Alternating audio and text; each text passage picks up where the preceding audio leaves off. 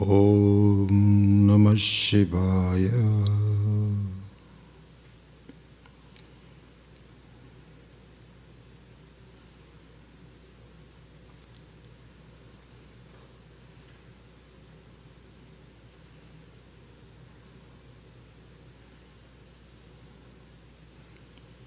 In the Advaita Vedanta Sampradaya,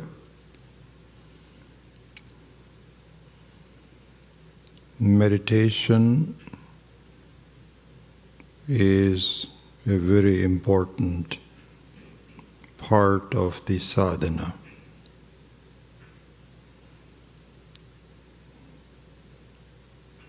In Vedanta, meditation is actually segmented into two parts.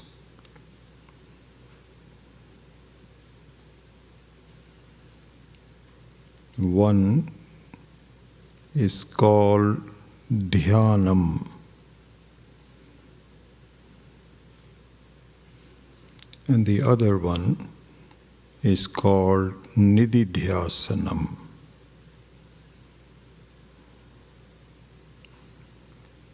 Dhyanam, in simple terms, is preparation for nididhyasanam.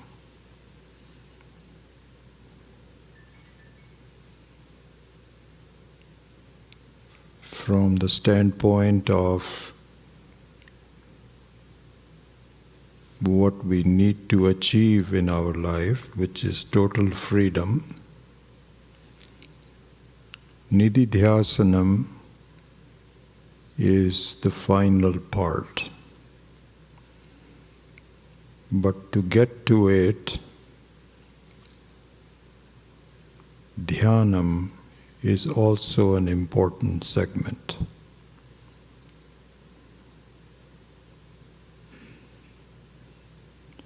In today's meditation, we will focus on dhyanam.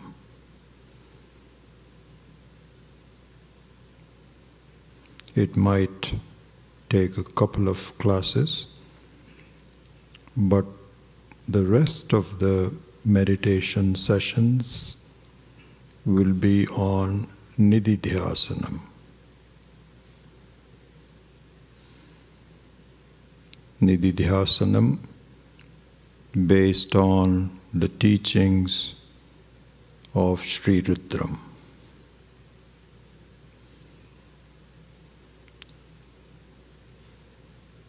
Dhyanam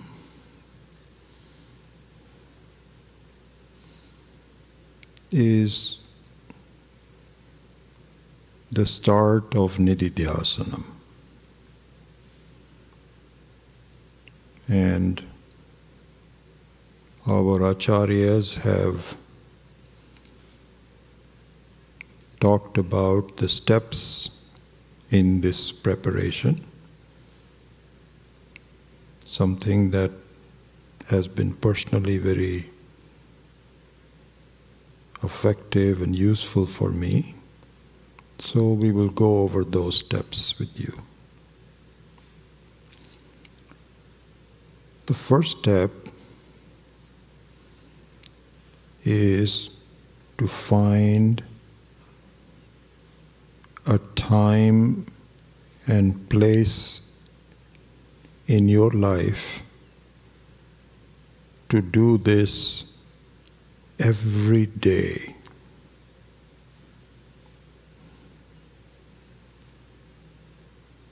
You should not skip any of the days. It is possible that on certain days you are very rushed, as we did yesterday in trying to catch an early flight. But even on those days where you are rushed, a very short dhyanam should be done. So perhaps the most important beginning of the dhyanam is your determination and loyalty to yourself in doing dhyanam.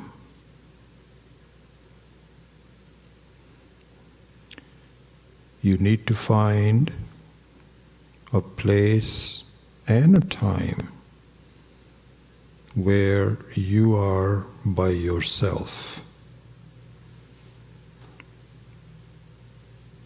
not disturbed by people or events. And it may be that you have to get up a little earlier than usual to carve out that time. So, a regular practice of dhyanam is very important.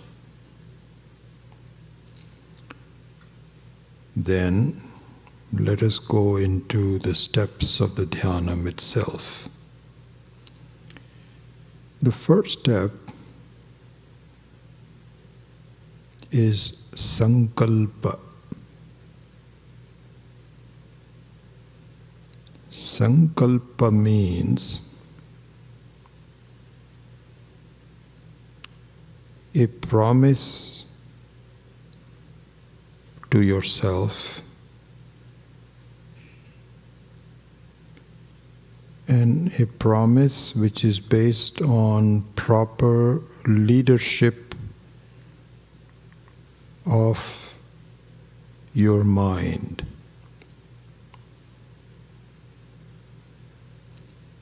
Our acharyas have pointed out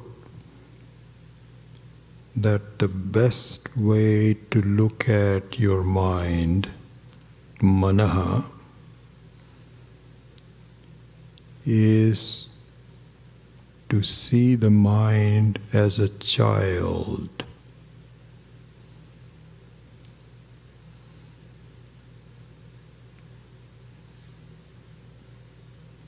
So, it is your responsibility as an adult to set the direction and give instructions to your child.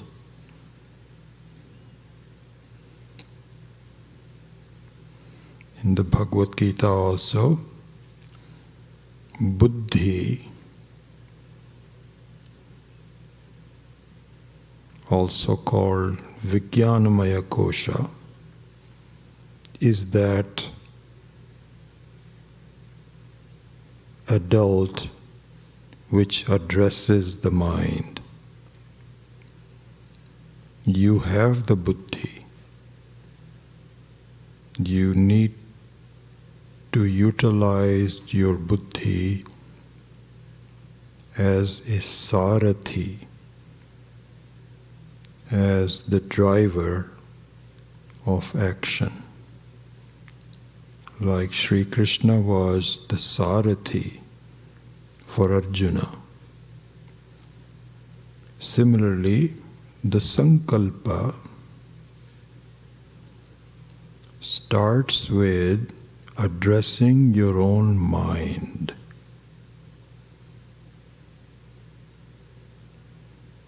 One tells the mind, listen, I am going to do dhyanam, eventually nididhyasanam. Let me tell you what that means. And I need your cooperation. follow me. This is the Sankalpa. And it is very useful to tell the mind, all day long I am playing roles as a mother, as a wife, as a worker, in various roles I play. And you play with the assistance of the mind. During this session, you tell your mind, I don't want to play roles. I want to focus on the person who is playing the roles, not the roles. This is my Sankalpa, and I want you to cooperate and assist me in fulfilling my Sankalpa.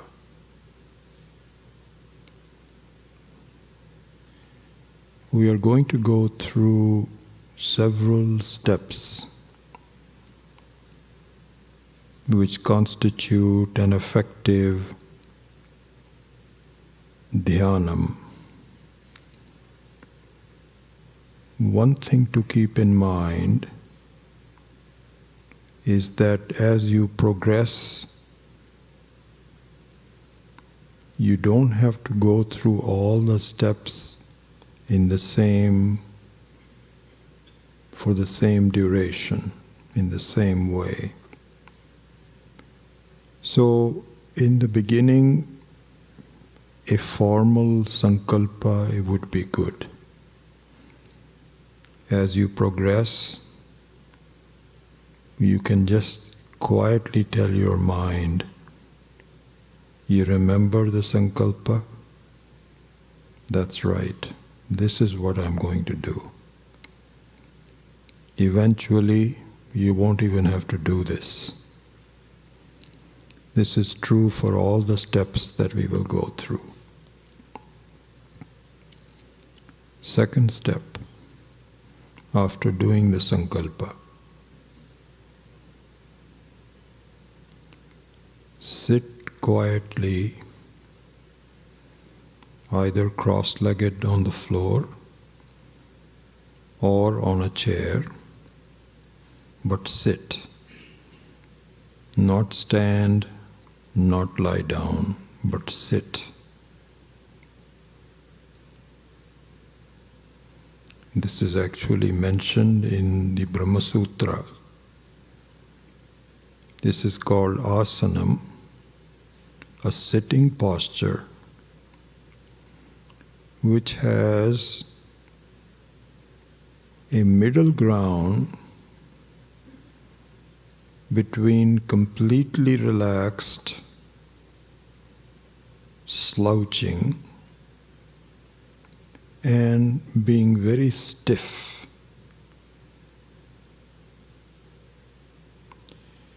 Slouching leads to sleep because your whole body is relaxed, so it's a signal for sleep to come. Stiffness prevents you from maintaining the asana without moving.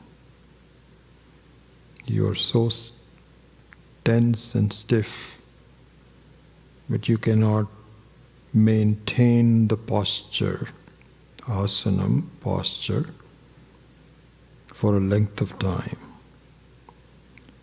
So The best way to do asanam is to find that middle ground where you're sitting with your head, your back, all in alignment, but you're not leaning back, resting against the back of the chair. Your feet are firmly on the ground if you're sitting on a chair. Your two hands are clasping each other in your lap. This is perhaps the best way to have the asana.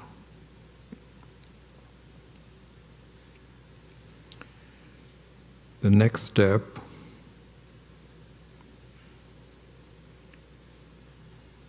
is to watch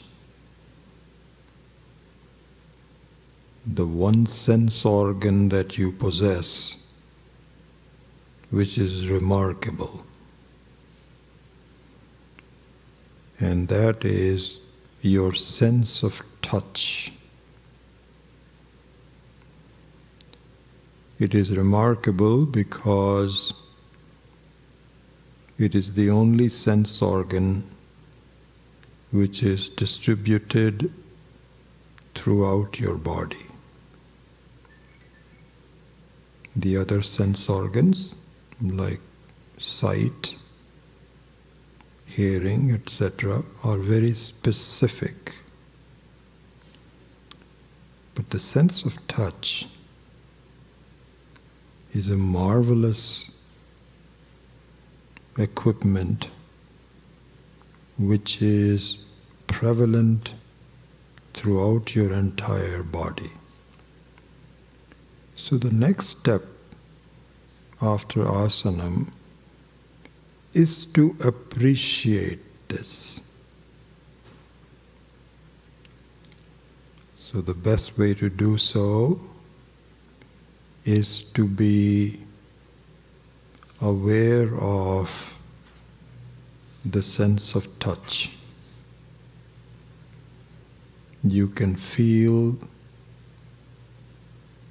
if you're sitting in a chair, the sense of touch between your feet and the ground. If you're sitting cross-legged, you can feel the lower part of your body, thighs, legs, feet, touching the ground.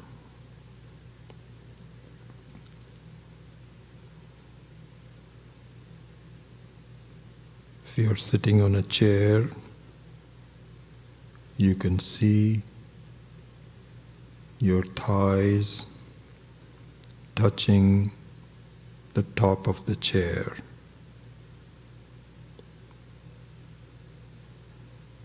You can feel the two hands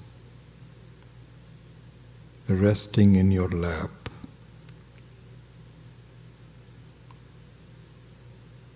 You can feel the touch of the two sets of fingers clasping each other.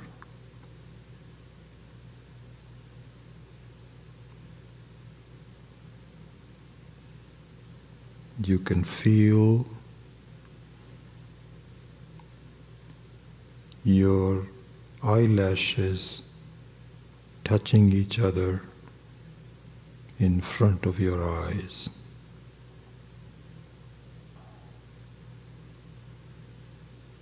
You can even separate them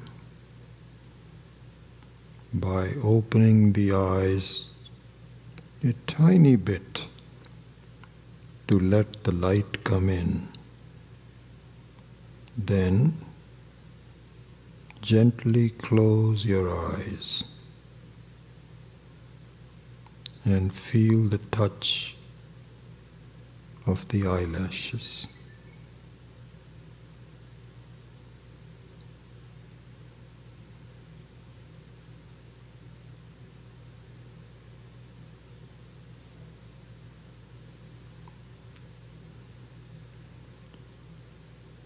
By the end of this step, you will see a remarkable change in your mind. Without forcing it, it is already quiet.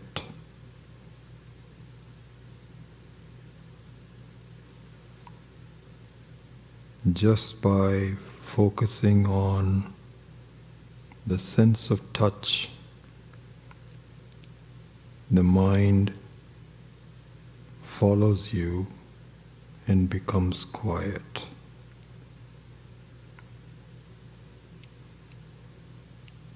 Let's go to the next step. In this step, we will review the status of the entire body and see if there are any stored areas of tension, and to help that area relax. This particular step is where you're acting as your own masseuse.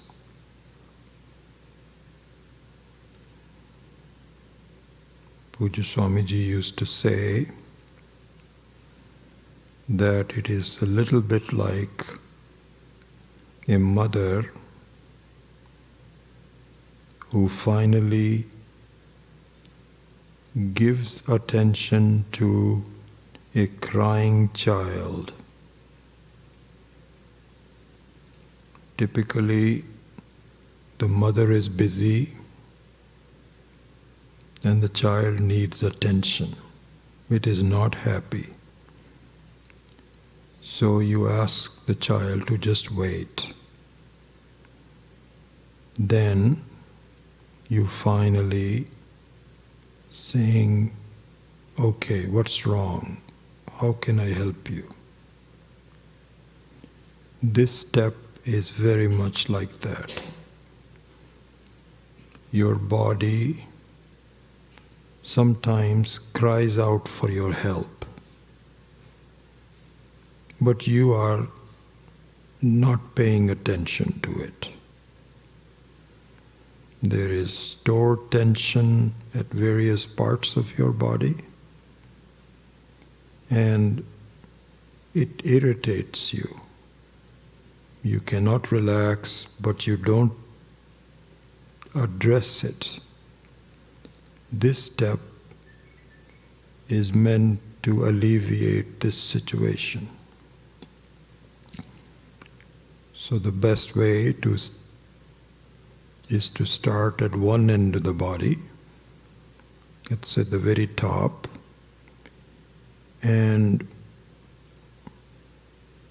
go segment by segment, engaging your mind purely on the status of tension in that segment.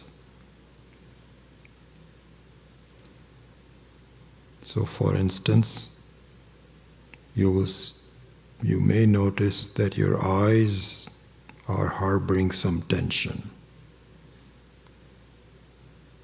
Just ask it to relax. And it's a wonder that just by doing that, it cooperates.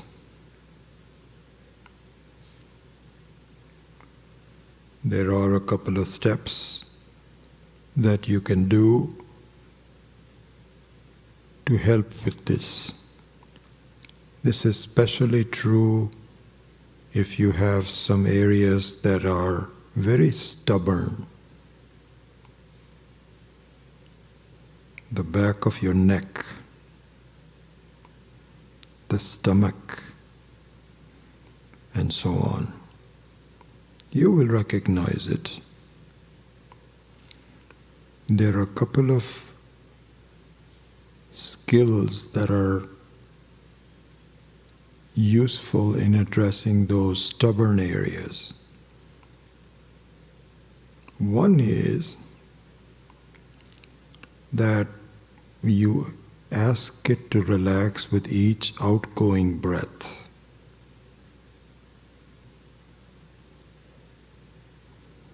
As your body relaxes in sync with the outgoing breath.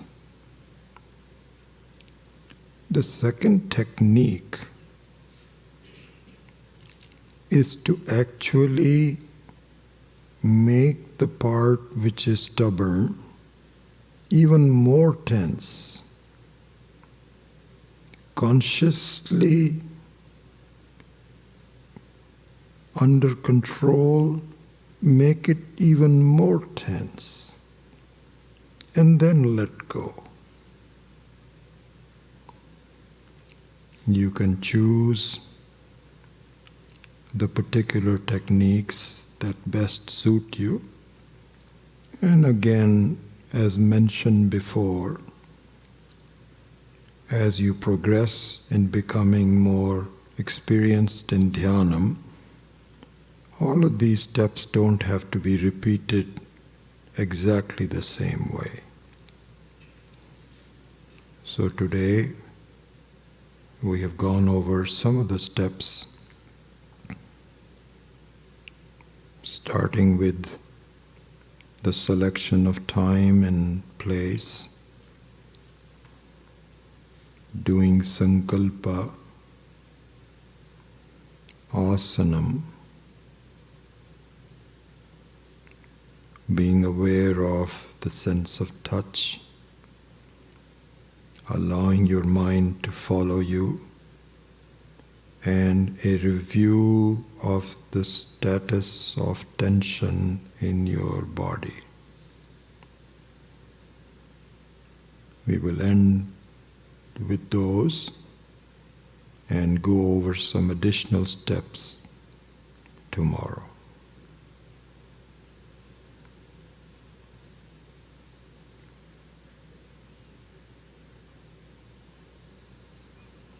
Om Shanti Shanti Shanti.